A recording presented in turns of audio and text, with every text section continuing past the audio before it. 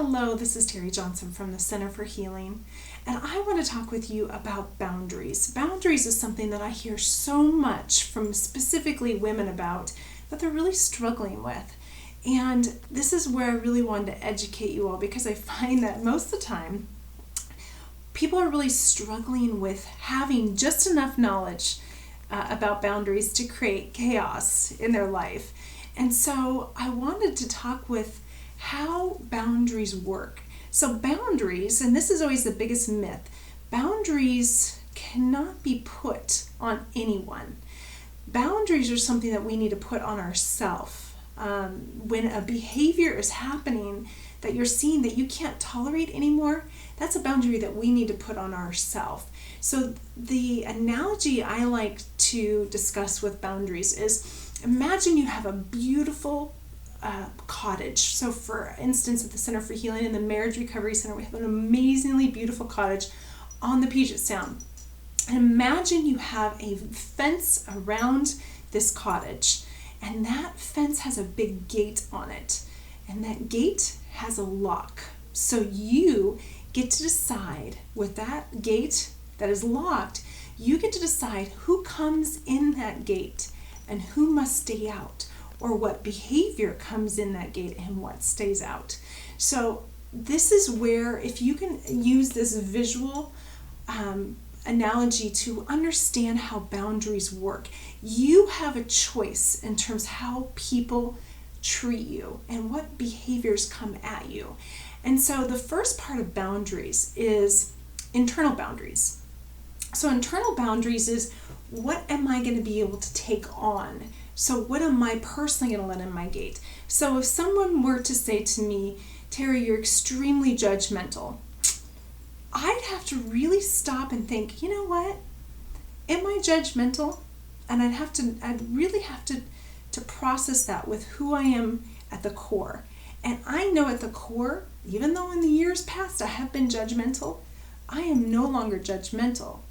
And so I would take that statement and I would let it go.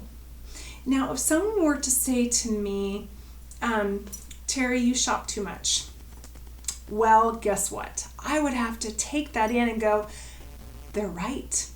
And I'm putting that through my internal boundaries, and I'm saying that is a good point, and I'm going to take that to heart and figure out what I need to do about that. So internal boundaries is allowing what behavior you're going to take in, or what statements you're going to take in about yourself, and what are you going to keep outside your gate. So that is one example of internal boundaries.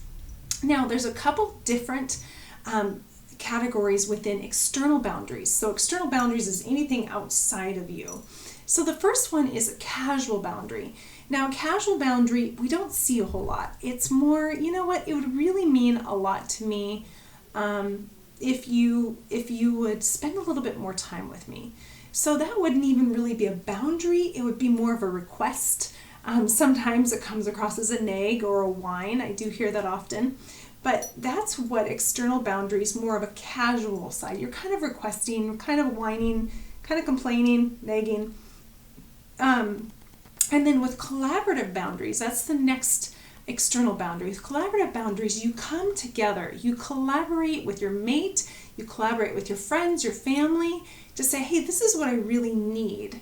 I really need to have more quality time with you. And so I'm asking that, twice a week we can sit down on the couch and have quality time together.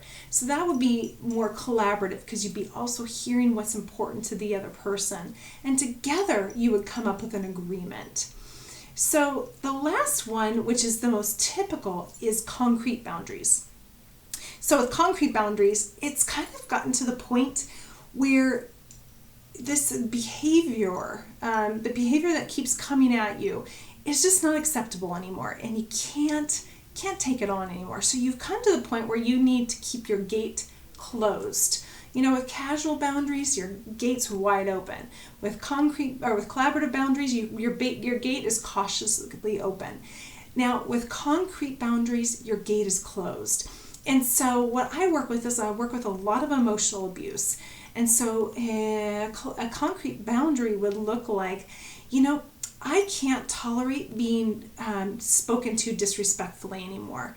I can't be yelled at or called names or have my character, slammed anymore. I just can't do it.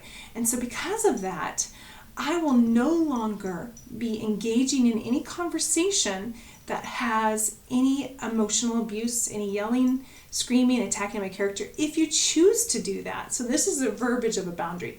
If you choose to be emotionally abusive or yell or scream or any of those, I will choose to disengage from you. So I will choose to keep you outside of my gate, to hold myself in high regard and to protect myself.